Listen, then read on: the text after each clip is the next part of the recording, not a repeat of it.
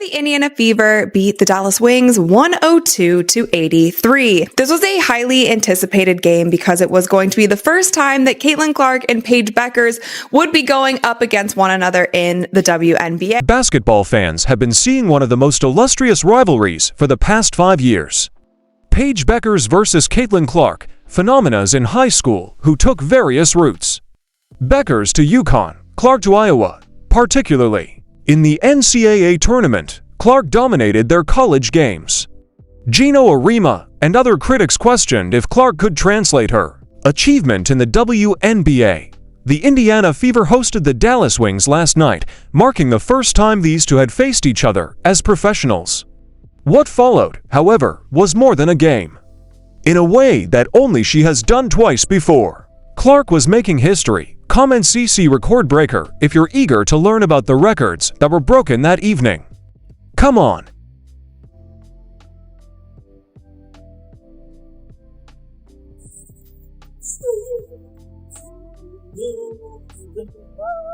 Imagine this. America is being rocked by two adolescent basketball sensations who will likely compete for years to come. Paige Bueckers and Caitlin Clark first clashed in high school. They were both considered top recruits with entirely distinct personalities and playing techniques. Clark contributed outstanding passing, quick scoring, and a long three-point range. Bueckers demonstrated a lovely mid-range, fluid efficiency, and court vision that was on par with Clark's. Paige since middle school, AAU, you guys were on the U19 World Cup team together. Is there anything that maybe stood out then about her, whether it be on or off the court, that maybe still reigns true today? I mean, I feel like she's played in the same manner that she, has since she was, whether we were on the U16 team together, U19 team together, whether it was me watching her in AAU, she's always just been smooth. She takes what the game gives her. Her midi has always been as nice as it's been this year. She's just she just plays way older than she is. She's confident, she's smooth, she just does everything at a high level, can score from all three levels, and that's how she's always played, and that's obviously... College experiences were very different. Bueckers joined a dynasty that had won numerous titles by selecting the renowned UConn program run by Gino Arima. A program eager to establish itself on the biggest platform, Clark chose Iowa. This choice paved the way for historic NCAA tournament matches that would shape the careers of both players. In March Madness, Bueckers' hopes of winning the UConn were dashed by Clark's Iowa squad. When it counted most, Clark delivered incredible performances, including a 41-point masterwork, which caused the Huskies to return home early. She won 2 of her 3 college games against Bueckers, outperforming him head-to-head. Fans and basketball analysts began taking sides, resulting in a rivalry that went beyond collegiate basketball and became nearly legendary. Oh, everything as she was Caitlin before Caitlin, a lot of people are saying. She is superior to Caitlin. Everything. The media sort of stopped covering that. Caitlin Clark achieved greater success in the WNBA than Paige did during her time. In college, Gino Arima criticized Clark's game in particular. In comparison to Bueckers, he questioned her shot selection and her WNBA preparation. Arima thought that Bueckers' principles would be more applicable in the workplace. Bueckers' fluid efficiency and Clark's explosive scoring reflected to distinct approaches to basketball brilliance. And Diana said it best. This kid's in for a rude awakening. And they all jumped over her, but they didn't read the whole thing that she said. But nobody's printing. Diana Taurasi was right. This kid's on the wrong team. She's got the wrong skill set to handle the physicality of that league. And she's a rookie. And if you're a WNBA player, if you're any kind of player, you're going to say, Fans were curious about when the two women will finally play together as pros after they both declared for the WNBA. With a 2-1 college edge and fresh doubts about her professional skills, the stage was set for their first WNBA matchup. There was a great deal of anticipation. Knowing that this clash would attract people from all around the nation, ABC decided to broadcast the match nationally.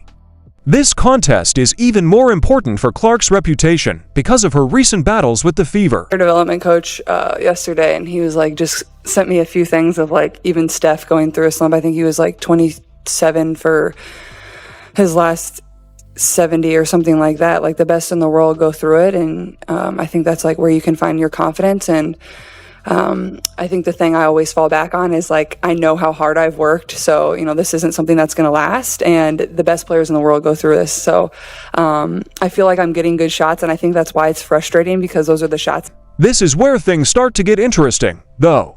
Shortly before this huge battle, Clark's Fever was having a lot of trouble. The Indiana Fever had just lost humiliatingly against teams they ought to have defeated. Golden and the LA Sparks, they suffered setbacks at the hands of State Valkyries. That left supporters baffled. These teams weren't dominant. The Fever should have had no trouble defeating those squads. I feel like this stretch, you know, this is a big game for us. I think we've struggled in the fact that we're able to play one good game, and then we play a bad game, then we play a good game, then we play a bad game. So I think for us is like, we got to find a way to be able to stack really good games together. And then we go on the road, and you know, we're on a back-to-back, which is just a challenge in itself. No matter who you're playing, we play Connecticut, then we play New York. So I think Steph's message was, you know, yes, All-Stars coming up, that break's coming up, but our focus is on these 3 games that we have left. So in that sense, I do think it's critical that our focus just remains on the game in front of us. And I feel like that's whatever. Behind the scenes, Coach Stephanie White's slower style and Clark's fast-paced vision were engaged in a philosophical battle. Clark aimed to increase the tempo and provide possibilities for quick breaks. White liked to play in a more disciplined half-court fashion. There was actual conflict in the group as a result of this disagreement over basketball ideology. Clark flourished on transition basketball, but that explosive style was not possible with White's approach. A pivotal event occurred at the precise moment of Clark and White's furious sideline altercation during the Atlanta Dream game. Every syllable of their heated conversation was captured on camera. The intensity of their conflict was evident from their outward disagreement and anger. Definitely something going on within the locker room, the front office. Something is off, man. This is the 3rd situation in one game we have had involving Caitlin Clark and the coaching staff and pretty much another player.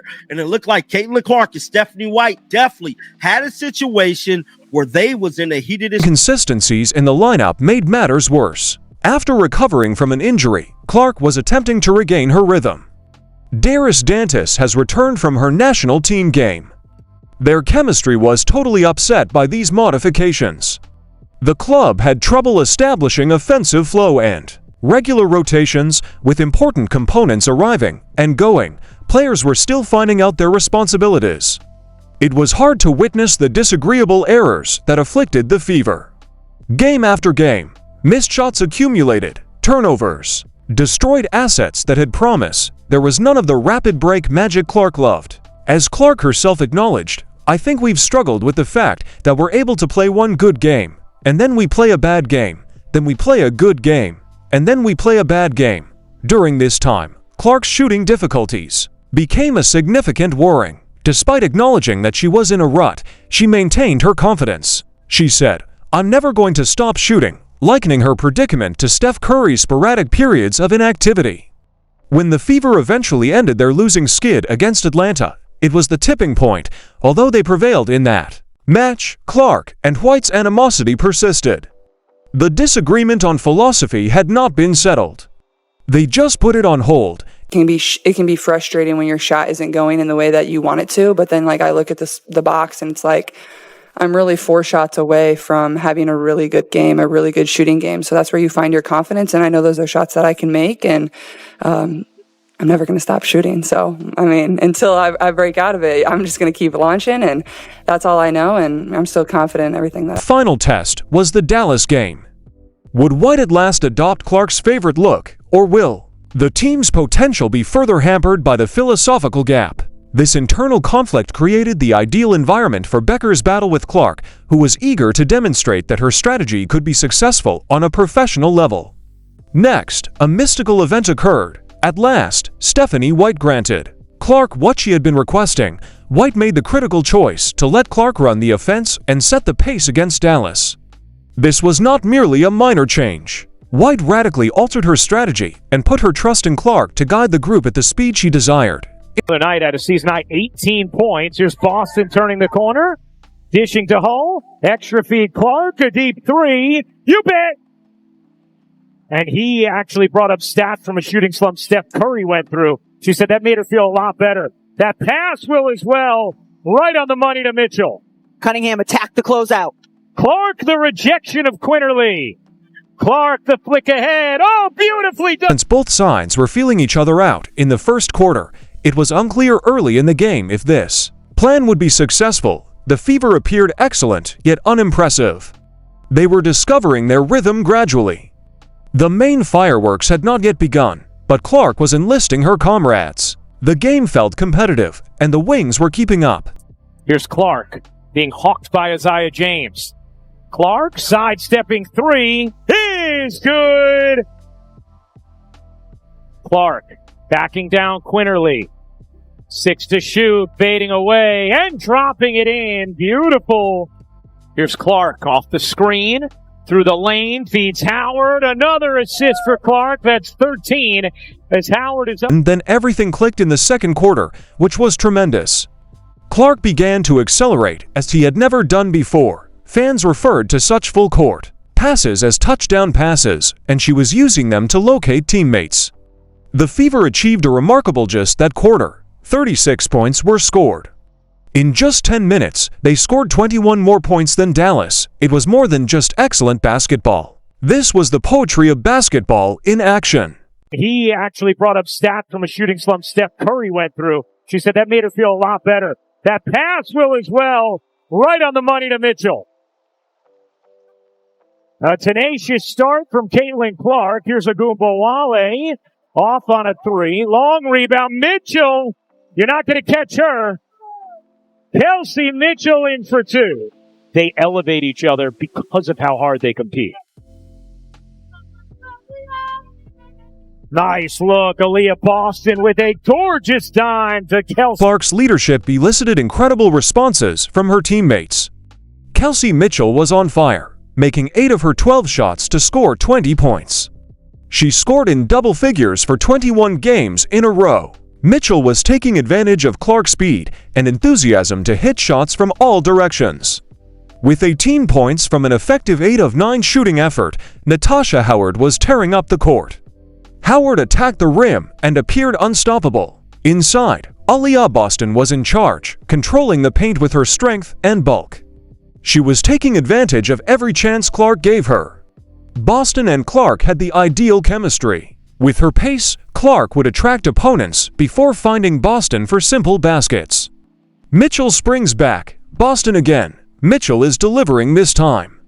Boston is up 13 points as well. Indiana is shooting 66%.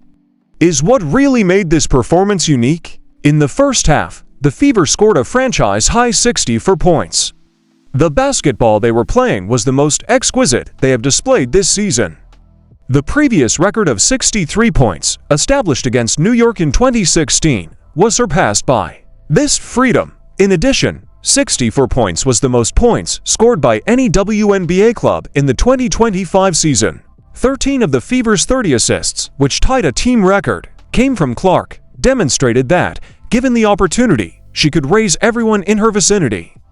Clark wasn't merely a scorer, she was improving the performance of her teammates. The movement of the ball was amazing. Each pass served a purpose, every item felt risky.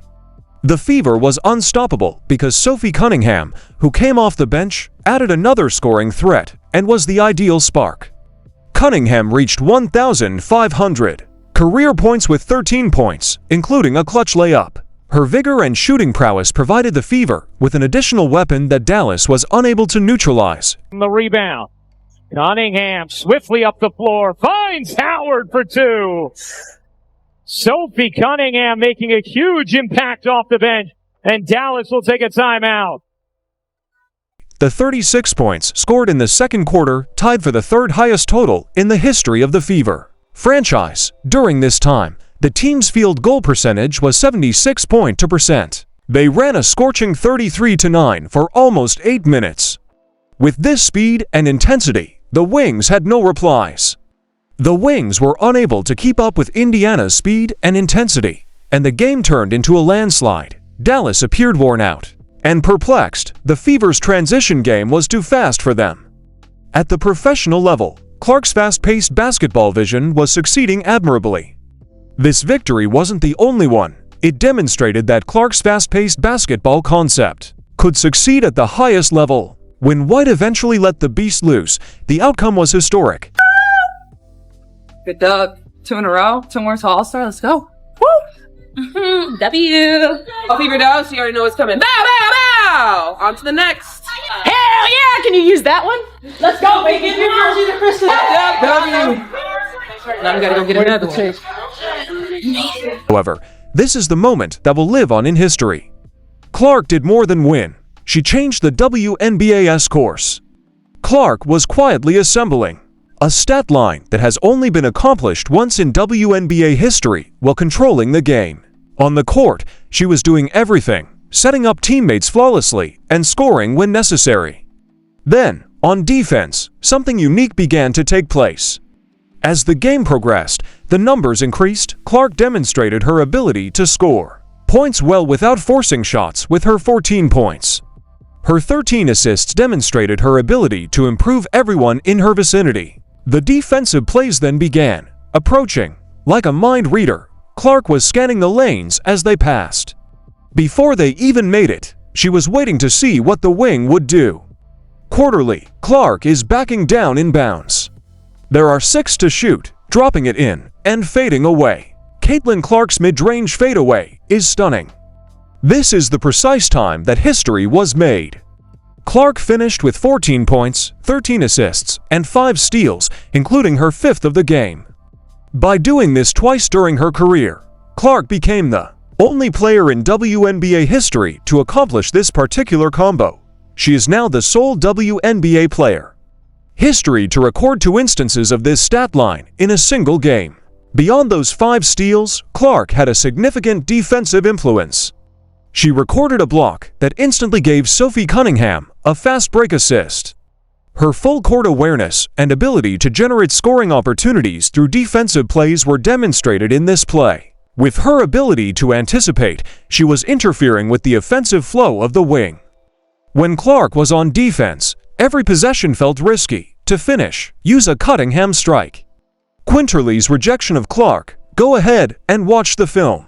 Well done. Landing fever. Sophie Cunningham raises her hand in the air as she runs the course.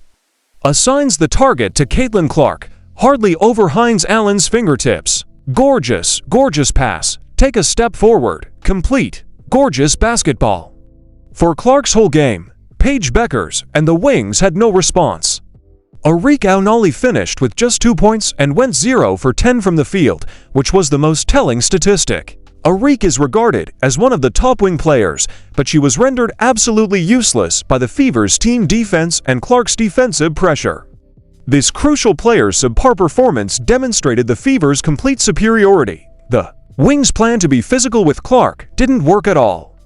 Instead of switching screens, they grabbed her off the ball. Because Clark used aggression to find open teammates and drive to the hoop, this strategy didn't work. She always found a way to make them pay when they attempted to physically slow her down.